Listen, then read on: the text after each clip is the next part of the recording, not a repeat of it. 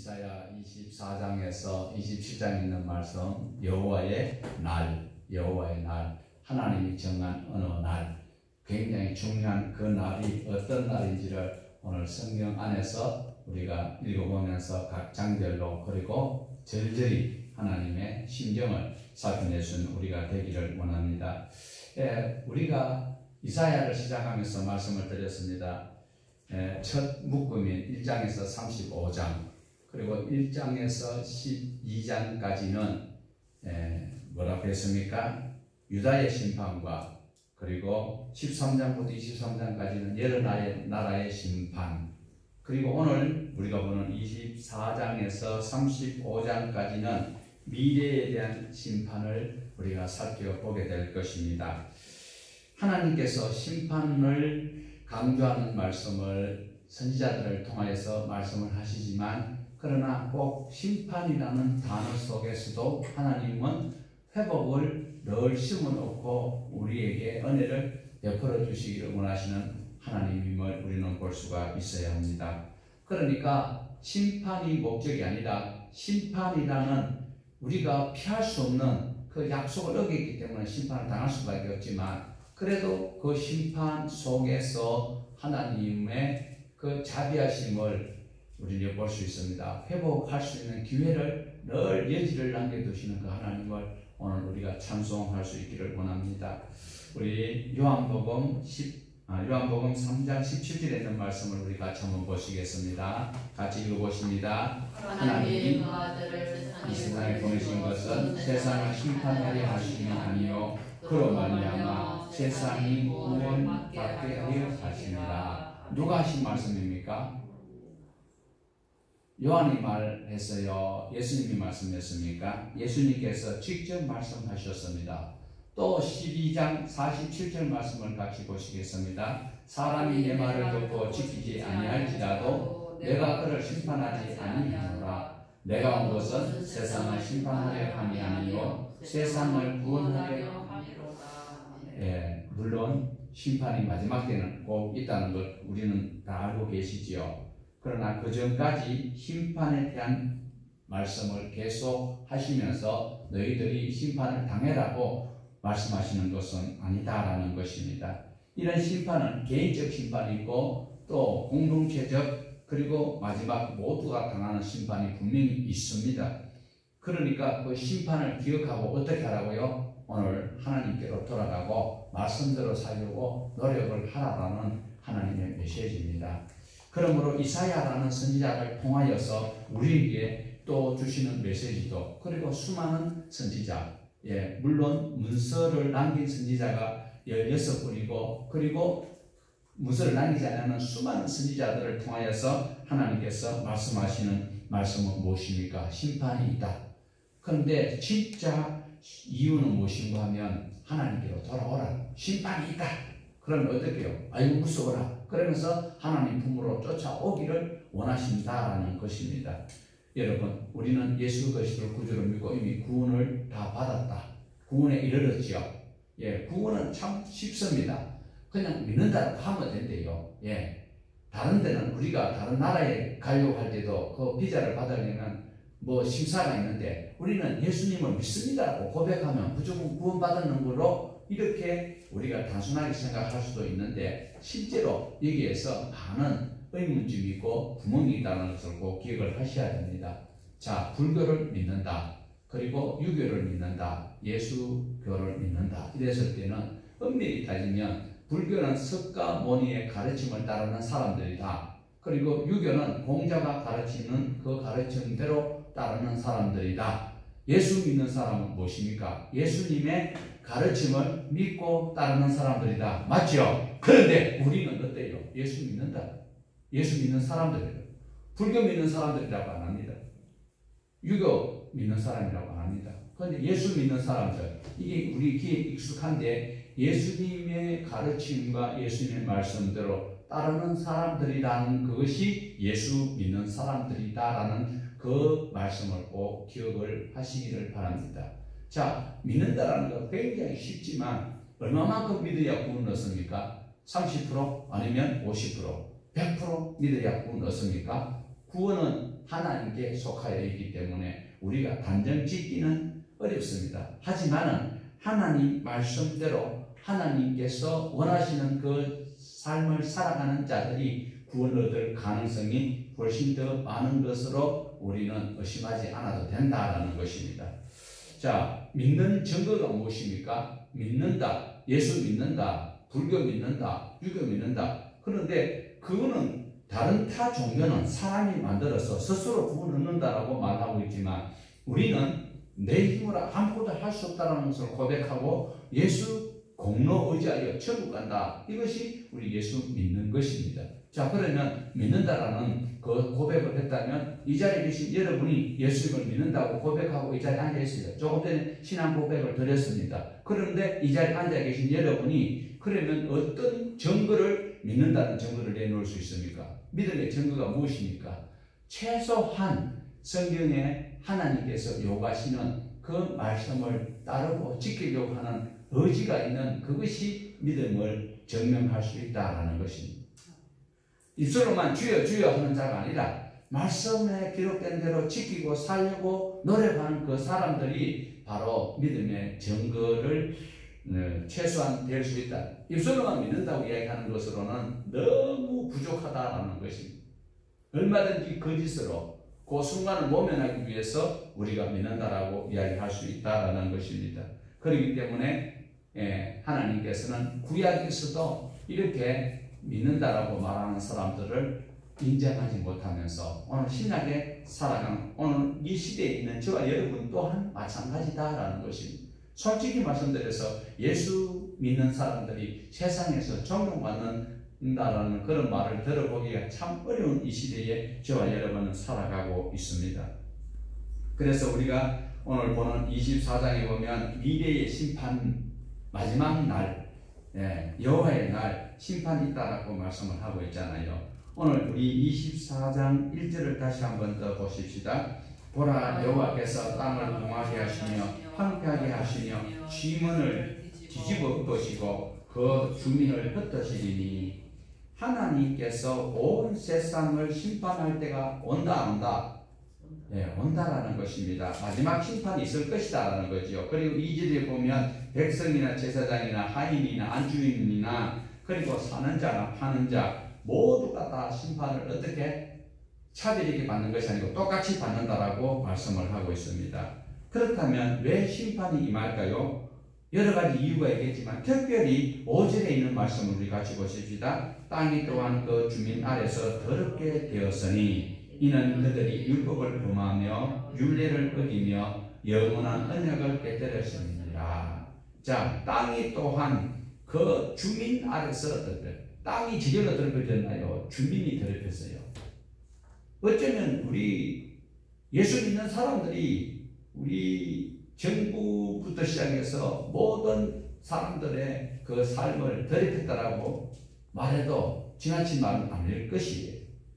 땅이 저주를 받았대요. 땅이 저주를 받았어요. 누구 때문에요? 사람 때문에.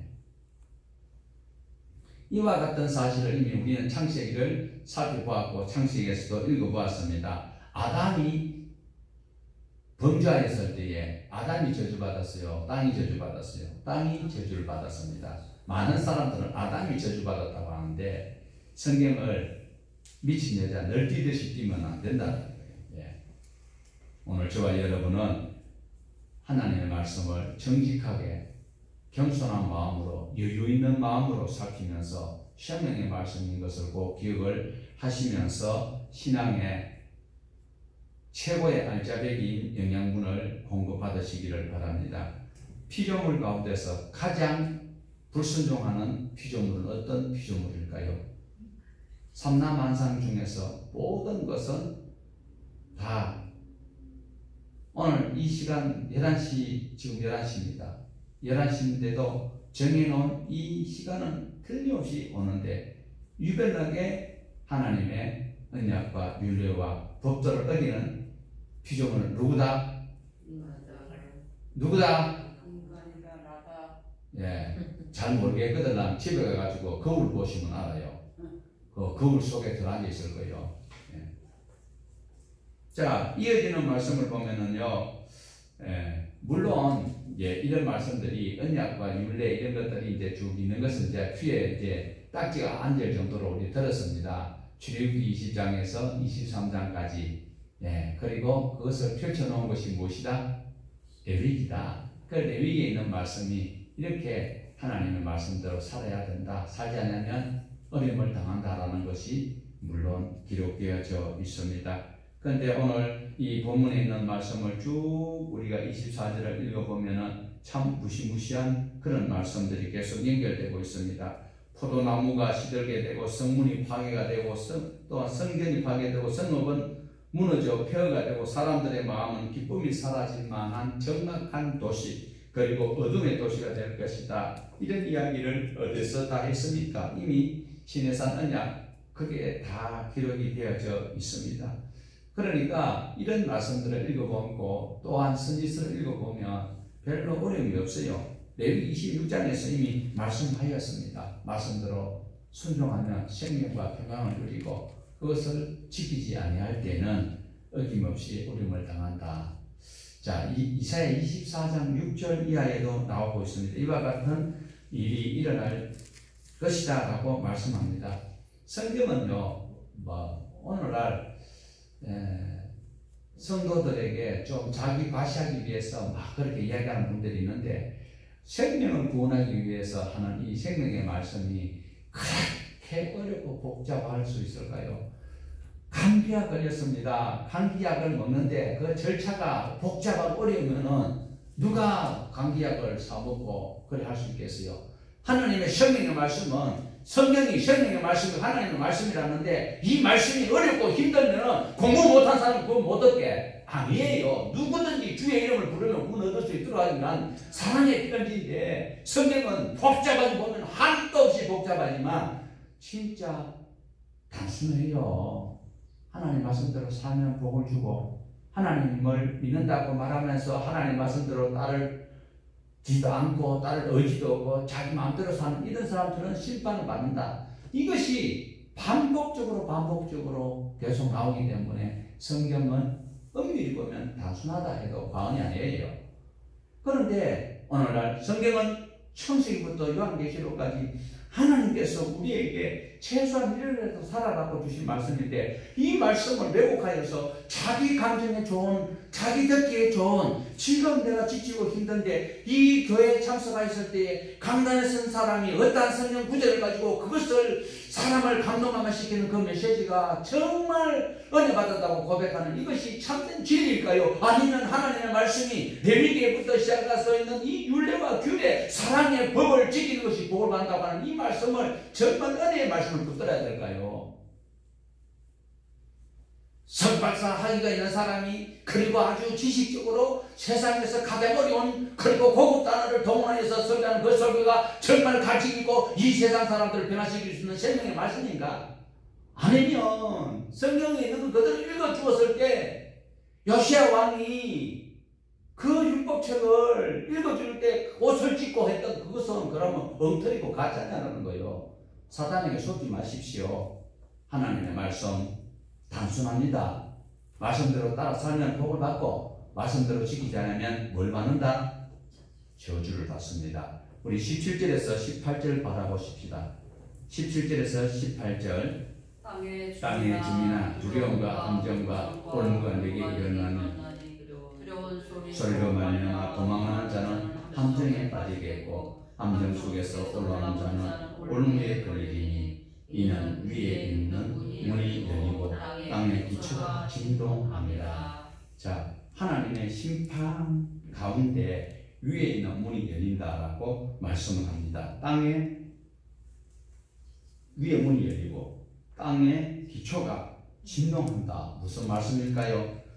이 세 번째 성경에 보면요, 하늘 노아 홍수 때처럼 하늘 문이 열려서 물이 막 쏟아요. 땅의 기초가 흔들리는 것은 무엇입니까? 바로 지진이지요. 요즘 지진 있어요, 없어요? 있어요. 그리고 우리가 잘 아는 요한계시록 6장에 보면 6번째 인이 떨어질 때 노아 홍수 때와 비슷한 일이 벌어지고 먼저는 큰 지진이 일어난다라고 말씀하고 있습니다. 뿐만 아니라 하늘에서는 별들이 무화과 나무가 대풍에 큰 바람에 흔들려서 설익은 열매는 잘 안 떨어져요. 그런데 설익은 열매가 막 떨어지듯이 하늘에서 별이 떨어진다는 거예요. 그리고 웅덩이에 빠진 사람이 기어오려고 하면 위에서는 별이 떨어져서 살아날 수 없는 이런 심판이 있다라는 것입니다. 오늘 또 우리가 보고 있는 이사야 선지서에 나타나고 있는 이 예언의 말씀, 이 예언 말씀은 이중성 또는 다중성으로 우리가 해석을 해보아야 되는데, 그들이 살고 있는 그 시대로부터 오늘 이 코로나가 만연한 이 시대까지 비슷한 일이 반복되고 있다는 것입니다.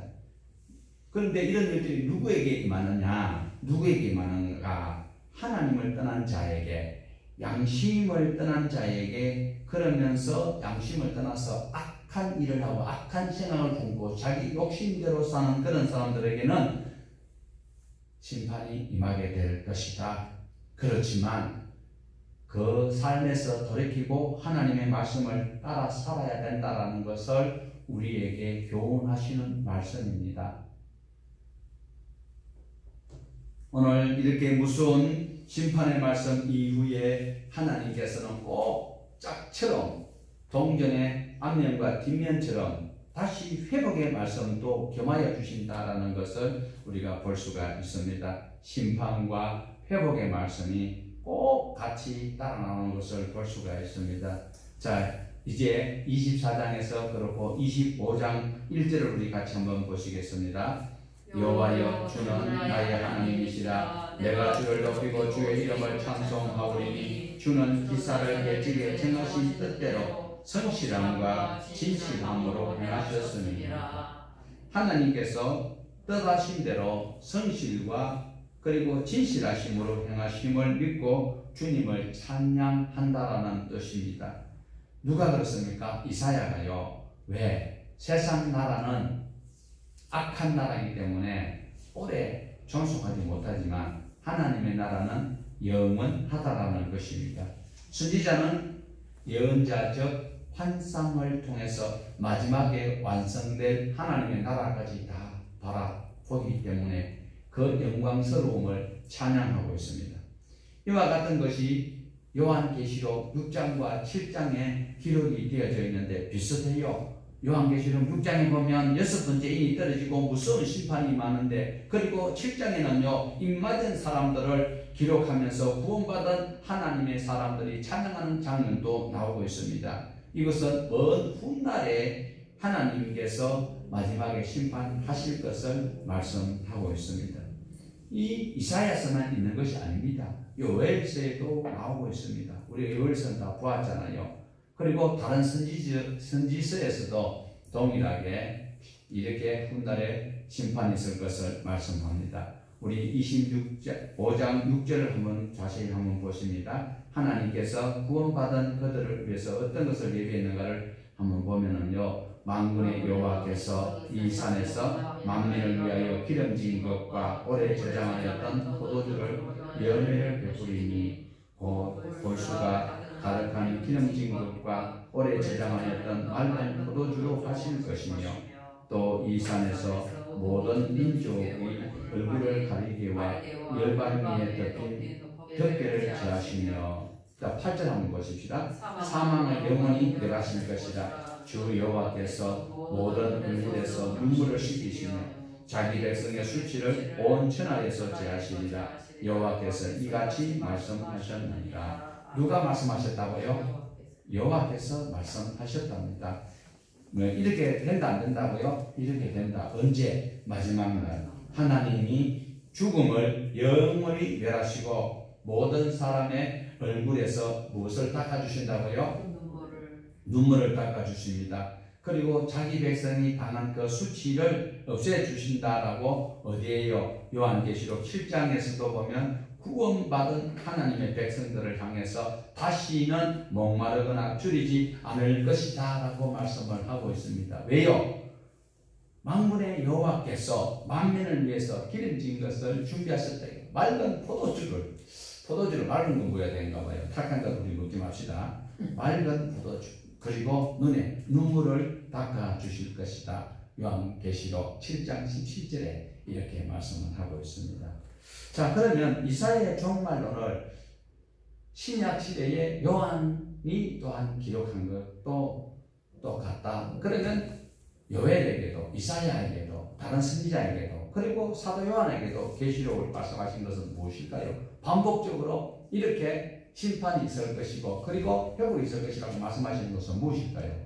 이대로 된다 안 된다? 하나님께서는 분명하게 이런 일을 집행하신다라는 것을 말씀합니다. 요한계시록 21장 4절에도 보면은요, 하나님이 함께 하셔서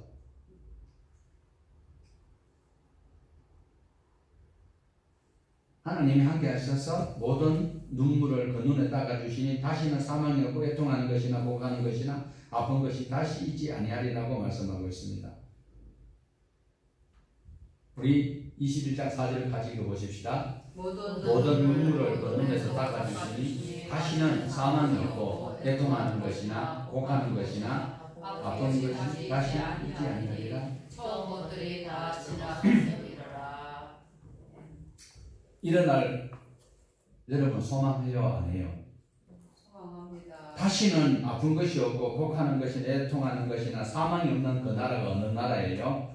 하나님의 나라입니다. 우리가 궁극적으로 가야 될 나라를 그 나라로 소망하고 우리가 하나님 앞에 오늘도 예배 자리로 나왔습니다. 우리가 가게 될 새하늘과 새 땅, 그것이 예비되어져 있다라는 것입니다. 그 나라를 위해서 늦은 걸음이지만 한 걸음 한 걸음 다가가고 있는 여러분을 정말 축복합니다. 오늘 우리가 그 나라를 소망하면서 또한 이 땅에서 이미 하나님의 나라를 경험하고 살아가고 있잖아요. 예, 시시때때로 찾아오는 그 힘도 있고 어려움도 있지만 그러나 내게 남이 알지 못하는 주님의 이름을 부르며 찬송하고 하나님 말씀 묵상할 때 내게 밀려오는 저 멀리서 누구도 경험하지 못하는 그런 평안함과 또한 주님이 주시는 평안이 곧 하나님의 나라를 경험한 자들이 고백하는 것이다 라는 것입니다. 오늘도 우리가 하나님의 나라와 하나님의 기쁨, 하나님의 그런 것 모든 기쁨들을 경험하며 살아가는 자가 정말 신앙 안에서 살아가는 가치와 그리고 그 기쁨을 만끽하는 자의 삶일 것입니다. 오늘 우리는 우리의 신앙 고백 속에 내가 주님을 믿는다라고 하는 그 속에서도 근심은 있습니다. 여전히 어려움이 있습니다. 아픔이 있을 수도 있습니다. 그렇지만 이런 것들이 내 삶을 파괴하지 아니하도록 하나님의 말씀 붙들고 그리고 하나님의 그늘 속에서 우리는 살아가야 되는 것입니다. 오늘도 우리가 알 수 없는 생활 가운데 많은 함정들이 있고 사탄의 올무가 깔려져 있지만 하나님께서 펼쳐주시는 그 은혜 가운데서 길이요 진리요 생명 되신 예수님 위로 걸어갈 수 있기를 원합니다. 잘 들으십시오. 요가 아닙니다. 우리는 지랄하면 안 됩니다. 지랄이 뭔지 아세요? 예, 어른들은 욕 같은데 경상도 말로 길을 질이라고 합니다. 그러니까 질 아래로 가면 안 되고 질 위로 가야 돼요. 질. 대수심은 목사가 표준말 쓰고 고급 단어를 써야 되는데 질이 뭐냐고 또 이렇게 비아냥거리는 사람도 있겠지만 길이요 진리요 생명 되신 예수님을 따라 살아가야 된다.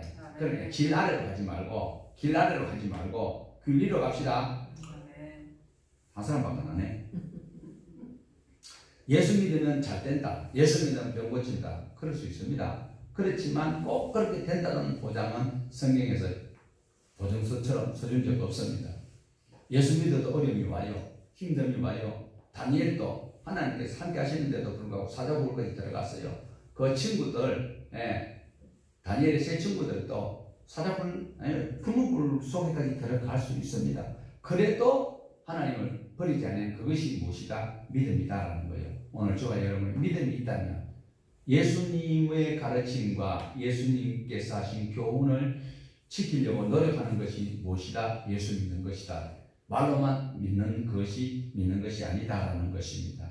오늘도 하나님께서는 수많은 사람들을 주님께로 인도할 수 있도록 주님께서 피값으로 세운 교회 안에 많은 사람들을 어느 누구라도 다 오라고 초청합니다. 그런데 교회에 많은 사람들이 와가 있는데 이것이 염소인지 이것이 양인지 우리가 구별할 방법은 없어요. 그래서 교회 와서 헌금도 하고 또 사람과 친교도 하고 이러다가 나중에 보면 대접을 잘해주는데 그가 보니까 염소라. 그 염소가 어떻게 됐다? 염소는 결국은 세상을 떠나게 됐어요.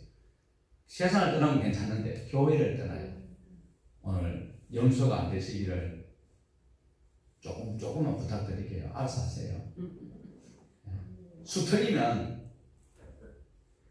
또 받아들이고 나가는 염소가 되어서는 안 된다라는 것이 왜요? 염소들은요, 교회 안에 양과 염소가 있어요. 발곡과 가라지가 있어요. 그런데 비근한 예로 하나님의 말씀을 늘 젖만 먹이는, 지금 우리 한국 교회가 젖만 먹이고 있어요. 젖만. 그러니까 딱딱한 하나님의 생명의 말씀을 먹고 건강하고 튼튼하게 자라나야 되는데 그걸 못하고 늘 젖만 먹다 보니까 병약하여서 조금만 수 틀리면 나가 세상으로 나가버려, 교회 바깥으로 나가버린다는 것이. 하나님이 택한 백성들까지도 사탄의 유혹 속에서 이런 어려운 일들이 계속 반복되고 있습니다. 자, 우리 25장 9절을 같이 보시겠습니다. 25장 9절. 그날에 말하기를 이는 우리의 하나님이시라. 그가 우리를 구원하시리로다. 이는 여호와시라. 우리가 그를 기다렸으니 우리는 그의 구원을 기뻐하며 즐거워하리라 할 것이며. 자, 얼마나 기다렸다고요? 우리는 그를 기다렸다. 우리가 그를 기다렸다라고 반복하고 있습니다. 왜 하나님을 만나는 그날까지, 마지막 날까지 하나님의 말씀을 따라서 살아가는 그것은 절대로 쉽지 않습니다. 쉽지 않는 그 삶을 살아가면서 누구를 기다려야 됩니까? 하나님을 기다려야 됩니다. 하나님의 나라가 임하기까지 저와 여러분은 두렵고 떨림으로 하나님의 말씀의 전신갑주를 입고 우리는 생활해 나가야 되는 것입니다.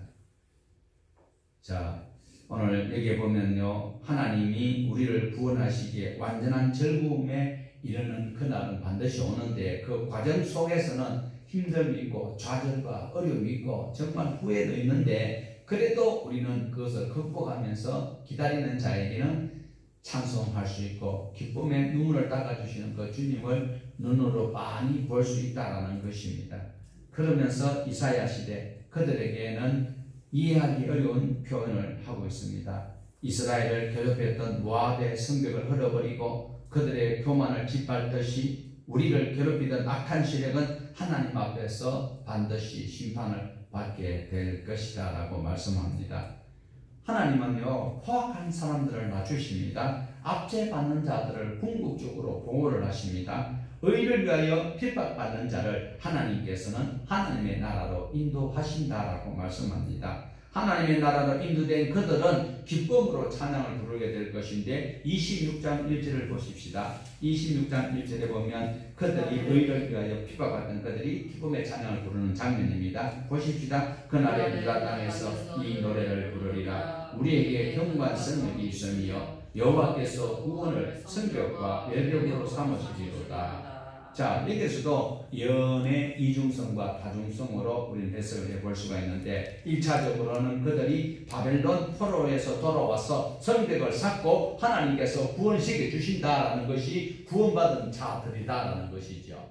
바벨론의 포로 끌려갔지만 그러나 거기서 70년 뒤에 다시 돌아와서 성벽을 쌓고 구원의 노래를 부른다라는 것을 볼 수가 있습니다. 이런 노래를 부를 수 있는 그것이 지금 하나님 앞에 소수가 하나님 말씀을 따라 살아가는 그들이 의를 위해서 핍박받는 자, 그 시기대로 하면 돼요. 막 그 느부갓네살 시상 앞에 전해버리면 돼요. 그런데도 불구하고 그러지 아니하고 말씀대로 살려고 하니까 핍박을 당하지만 그러나 하나님께서는 그들을 구원하신다는 것이 오늘 살아가는 이 시대에 진짜 정말 눈치 보이는 시대예요. 그래도 예수님의 말씀대로 우리가 지혜롭게 잘 대처해 나가면 우리를 구원해 주신다라는 것입니다. 하나님께서 친히 성벽과 그리고 방어벽이 되어 주셔서 우리를 구원하신다라는 말씀이 있습니다. 하나님께서 지켜주시는 사람은 복이 있다 없다? 복이 있는 사람입니다. 그들은 어떤 사람입니까? 이사야서 26장에서 말씀하시는 하나님이 지켜주시는 사람들입니다. 3절 보십시다. 주께서 심지가 견고한 자를 평강하도록 지키시리니 이는 그가 주를 신뢰하는. 무조건 아무나 다 교회 안에 와가지고 뭐 이랬다 저랬다 하고 기분 좋으면 막 또 앞에서 막 청소도 하다 기분 수덕이면 막 온갖 욕하고 그런 사람들이 아니라는 거예요. 어떤 사람? 심지가 견고한 사람을 하나님께서는 그냥 구원받은 사람들 중에서 살펴보니까 이렇게 심지가 굳은 사람이 들어가는 것입니다. 견고한 사람, 무엇이 심지가 견고한 사람, 그런 사람에게는 하나님께서 무엇을 주신다, 더하여 주신다고요? 평강을 더하여 주신다.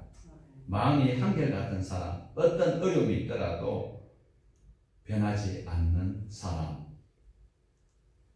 하나님이 구원하여 주십니다. 우리 이런 사람 됩시다. 예. 우리가 한번 마음 먹고 하나님 왔으면 끝까지 늘리지 않고 천국까지 쫓아가야지요. 이런저런 어려움이 있다고 중도에서 포기하고 탈락되는 어리석음을 금하지 않기를 원합니다. 하나님 앞에 우리의 마음이 어떻게 해야 돼요?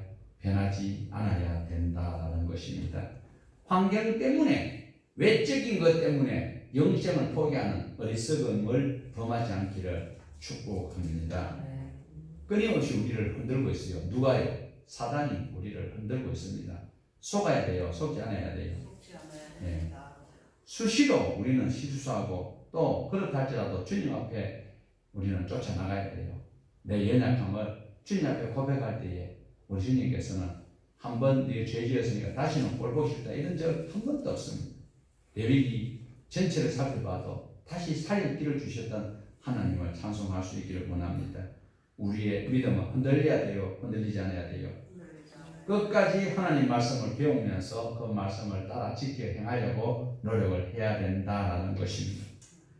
그 믿음의 사람, 심지어 굳은 사람은 이렇게 평강을 더하시는데 반대로 약가 빠진 자들 어떠냐? 10절 보십시다. 26장 10절 악인은 은총을 입을지라도 의를 배우지 아니하며 정직한 자의 땅에서 불의를 행하고 여호와의 위엄을 돌아보지 아니하는도다. 악인은요 하나님을 두려운 줄 몰라요. 또 하나님께서 하신 말씀도 당연히 무시하겠지요. 예. 의롭게 살려고 하는 그런 마음도 없고 의지도 없어요. 교회만 다닐 뿐이지. 가장 안타깝고 무서운 것은 교회 안에 하나님께서 양과 염소를 가르신다라는 것. 두 사람이 맷돌을 갈매 한 사람은 데려감을 당하고 한 사람은 버려둠을 당한다라는 것입니다. 오늘 우리가 놓치지 않아야 될 것은 악인이라 할지라도 하나님께서는 은총을 거두지 않으신다라는 것을 감사해야 됩니다. 하나님은 째째한 하나님 아니십니다. 그냥 교회에 나와야 예수 믿고 만사가 복된다. 예수 안 믿으면 바로 사업이 망해버리고 어려움이 온다. 하나님은 그렇게 제재하지 않습니다. 악인이나 선인의 눈에도 한결같은 비를 내리시고 똑같은 햇빛을 내리시는 분이 바로 우리 예수입니다. 그렇다고 해서 예수 믿는다고 다 부자가 되느냐? 아니라는 거예요. 예수 믿는데도 불구하고 목사가 복음을 전가하기 위해서 깡깡 시골에 가서 그렇게 수고하셨는데도 지난 5월에 돌아가셨습니다. 안타까워요. 그 자리에서 다시 복음을 전하려고 하는 그 사모님이 지금 전도사로서 사역하고 있는데 또 암에 또 걸렸어요.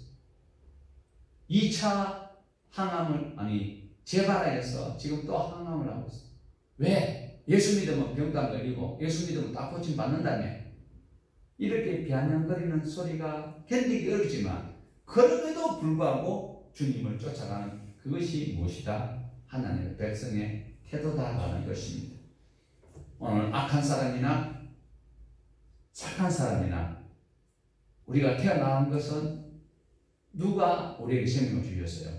하나님 우리에게 생명을 주셨어요. 그러니까 내 생활 어렵고 힘들고 이렇다 할지라도 내가 태어났다는 자체만 가지고도 하나님 은총 입은 자일까요? 아닐까요?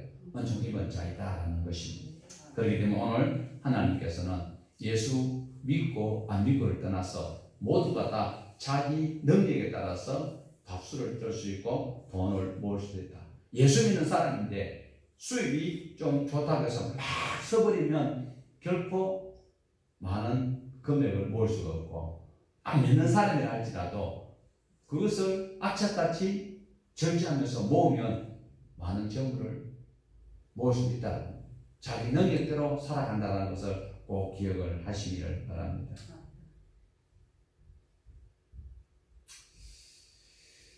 자, 그러면 객관적으로 악하다, 착하다, 악하다, 선하다, 선악의 개념을 어디에 우리는 기준을 두을 수 있을까요?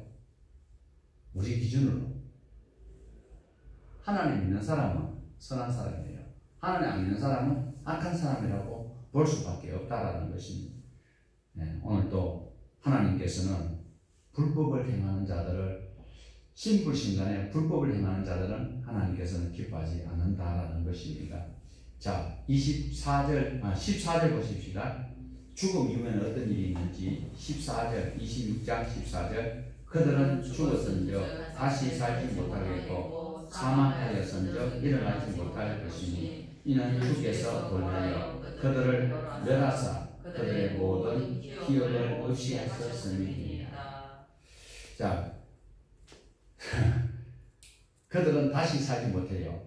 그러나 우리는 다시 살아나지요. 네. 악인도 마지막에 부활하지요. 그러나 영불가이기 때문에 이는 사는 것으로 우리가 간주할 수 없다. 그래서 이들은 다시 살아나지 못하지만 우리는 이 땅에서 육신과 영혼이 분리된다 할지라도 다시 살아나는 것이지요. 그래서 우리는 어디 간다? 영원한 하나님의 나라로 간다. 그래 다시 살지 못한다 하는 이 사람들은 어디로 간다? 영원한 말하기 싫은 그곳으로 가게 된다라는 것입니다. 여러분, 이 땅에서 일어나는 어떤 일을 통하여서 내가 믿음이 흔들리면 누가 좋아할까요? 짐작하시기를 바랍니다. 우리는 하나님의 나라를 바라보면서 매일매일 살아갑니다. 이 땅에서 영원히 사는 것 같고 이 땅에서 삶이 다인 것 같이 착각될 때가 있지만, 그러나 여기 있는 분들은 그렇게 안 여기고 사시는 거 맞죠? 맞아요? 맞아요? 네. 확신이 그렇게 없어가지고요. 오늘 저 하얀 옷 입으신 분도 한때는 천녀였어요. 그런데 몇밤 햇복숭아를 한 80개 잡수고 나니까 머리가 저렇게 허옇게 되어버렸어요.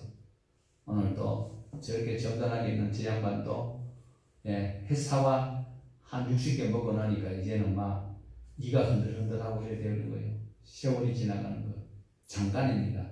오늘도 우리는 영원한 세계는 하나님 품 안에서 보장된다는 사실을 꼭 기억을 하셔야 됩니다.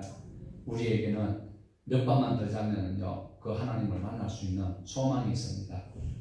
시험 준비를 하지 않는 사람은 시험 날짜가 다가오면 가슴이 두근두근하지만 열심히 착실히 살았던 자들은 그 시험 날짜를 오히려 기다리는 것처럼 저와 여러분은 뭐 내가 힘이 없고 여러 가지로 약하다고 여길 것이 아니라 하나님 만날 그 날을 소망하면서 힘있게 찬송하기를 바랍니다. 이제 우리 27장을 보면은요, 하나님의 심판 나옵니다. 하나님의 심판날과 또 심판과 구원이 나누어지는데 우리 27장 1절 보시겠습니다. 그날에 여호와께서 그의 견고하고 크고 강한 칼로 날린 뱀 리워나단 곧 꼬불꼬불한 뱀 리워나단을 벌하시며 바다에 있는 용을 죽이시리라. 자, 여기에서 날린 뱀, 꼬불꼬불한 뱀, 리워야단, 이거 뭐 거기에다가 그 단어에다가 집중할 필요가 없다라는 것입니다. 뭐 학자들마다 다 해석하는 것이 다르지만 힘 있는 나라다, 아니다, 뱀이다, 아니다, 마귀다 이렇게 이야기하지만, 그러나 우리가 여기서 1차적으로 볼 때는 마귀도 나중에는 하나님 앞에 벌을 받고, 뱀도 뱀도 마찬가지고, 그리고 힘 있는 여러 나라도 다 심판을 받는다라는 것입니다.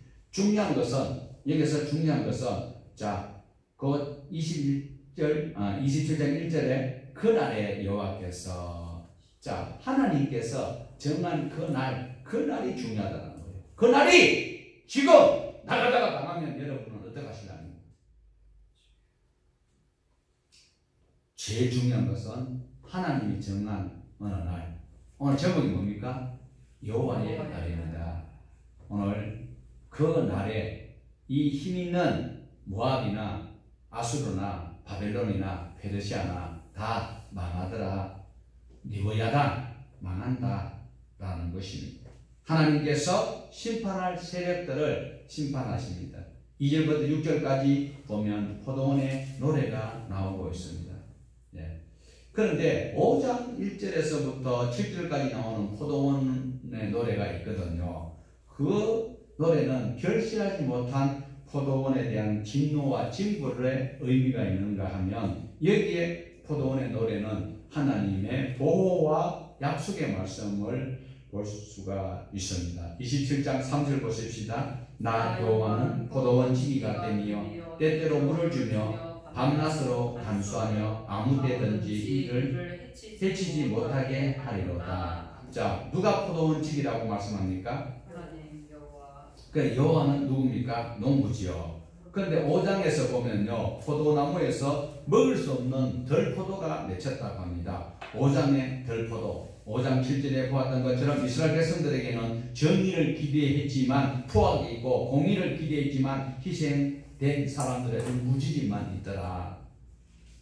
교회 오면 천국 가는 비결을 가르쳐야 되고, 그리고 그 말씀대로 살아갈 수 있도록 하나님의 말씀에 전신갑주를 입히는 훈련을 해야 되는데, 그저 교회만 오도록 하고 헌금만 하면 복받는 것으로 이렇게 가르치면 바로 5장에 나오는 포도원 노래와 같다라는 것입니다. 자, 5장에서도 보면 이렇게 진노가 있는 것 같은데도 보면 남은 자를 우리가 눈여겨 보았잖아요. 그래서 소수의 사람, 하나님의 사람이 남아있는 그들을 하나님께서는 꼭 구원하신다. 미국은요, 자기 자국 군인들이 어느 곳에 가서 얼음 사망을 당해도 꼭 가서 그 시신을 다 회수해 오는데, 우리 하나님은 미국보다 훨씬 더 인격적이시고 능력이 많으신 분이시기 때문에 환난과 핍박과 어려움과 포함 있는 그 가운데서 믿음으로 살려고 하는 그 의인들이 고통당하는 소수의 사람들을 하나님은 건지신다, 안 건지신다? 반드시 찾아내셔서 건지시고 복을 주신다. 그러면 이 자리에 계신 여러분은 믿음의 소수의 사람입니까? 아니면 다수결로 내 마음대로 폼 잡고 살아가는 사람입니까?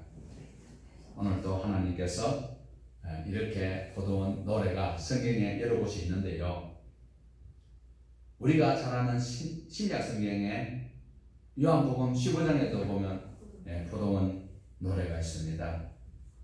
요한복음 15장에 포도원 비유가 있는데, 예수님은 스스로 나는 포도나무라, 농부는 누구라고요? 하나님. 구약에서 이미 보았던 것처럼 농부는 하나님이시고 예수님은 포도나무라고 말씀을 하고 있습니다.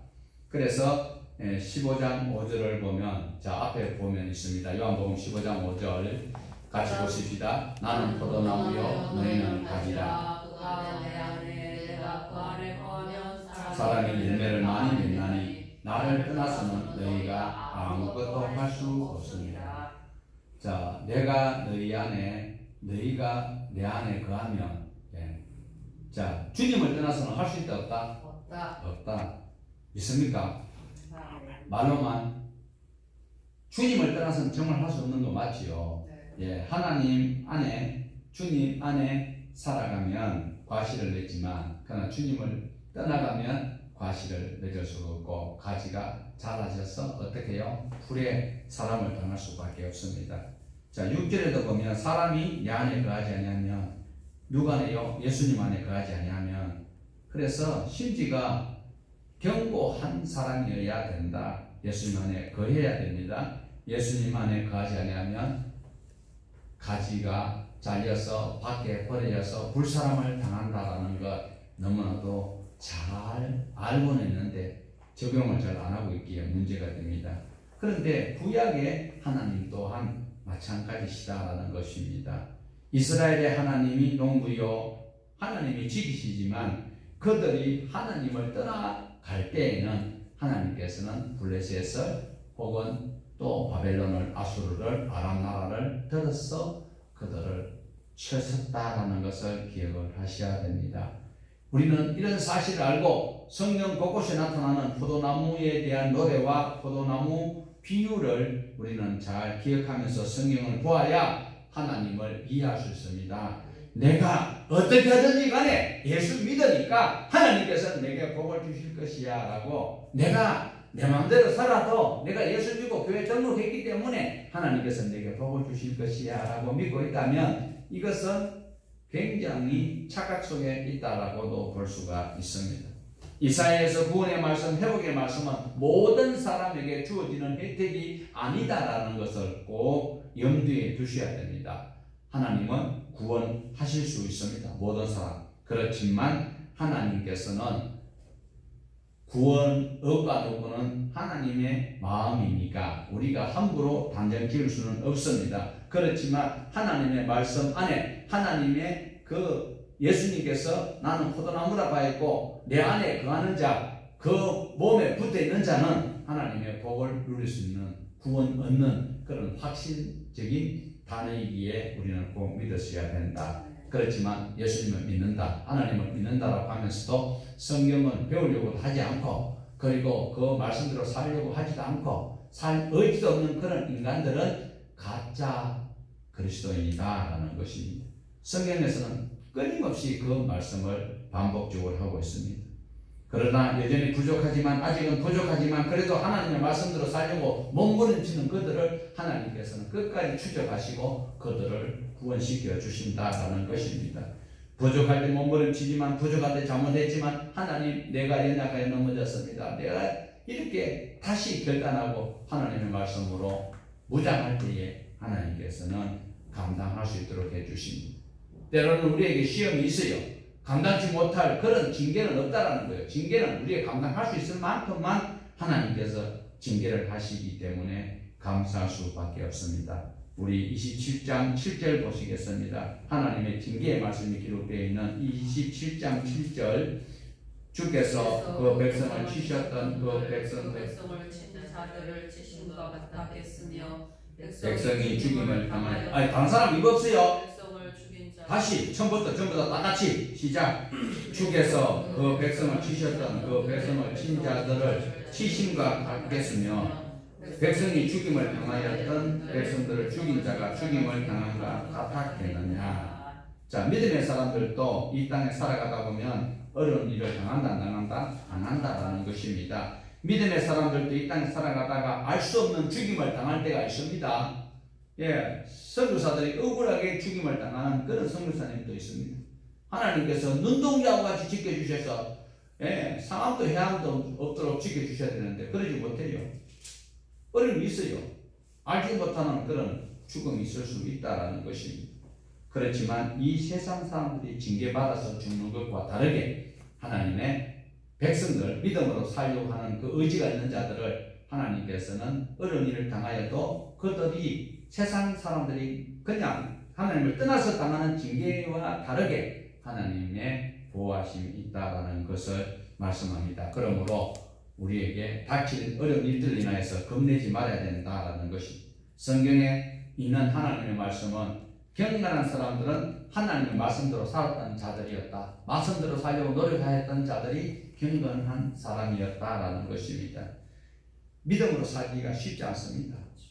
정말 신앙 안에서 살아가기가 사람들에게 내가 그리스도인이라고 노출시키고 그들이 인정하고 그들이 공감할 수 있는 삶을 살려면 너무 피곤하고 고단할 수 있습니다. 그렇지만 하나님께서는 우리에게 감당할 수 있는 힘을 주신다라는 것입니다. 그 말씀이 제가 여러분에게 유혹하는 말씀이 아니고 한번 읽어보십시다. 시작. 사람이 감당할 시험 밖에는 너희가 당할 것이 없나니 오직 하나님은 일부사 너희가 감당하지 못할 시험 당함을 허락하지 아니하시고 시험 당할 지음에 또한 피하기를 해서 너희로 능히 감당하게 하시느니라. 자, 감당할 수 있다 없다? 있다라는 거예요. 예. 오늘 우리가 24장에서 27장까지 하나님의 심판의 말씀이 기록되고 있지만 그 심판이 악인에게는 절망이지만 어려움 중에서도 내 삶이 정말 악인이 비참한 어려운 일 당하는 것과 방불한 삶을 내가 산다 할지라도 하나님께서 우리를 지키신다 안 지키신다? 지키시고 우리를 어떻게 눈에 눈물 닦아주시고 평강을 다하여 주시는 하나님이 우리를 위로하시는 정한 날이 있다 없다? 그 날이 어떤 날이다? 여호와의 날이다 라는 것입니다. 오늘도 저와 여러분이 여전히 부족한 것 같지만 하나님의 말씀을 믿고 주님의 말씀을 따라 살려고 몸부림칠 때에 성령께서 감당할 수 있는 은혜를 주시고 지혜를 주시고 또한 하나님의 선한 도움의 손길이 우리에게 감당할 수 있습니다. 그래도 내가 이거 감당할 수 있겠나? 이런 좌절적인 이런 어려움이 내 앞에 있다 할지라도 믿음으로 신앙으로 주의 십자가 붙들고 한 걸음 한 걸음 나아가면 하나님 계신 영원한 그곳에 우리 예비되는 그 땅에 갈 수 있기에 그 하나님을 찬양하는 저와 여러분 되시기를 주님의 이름으로 축복합니다. 하나님 아버지 오늘도 주의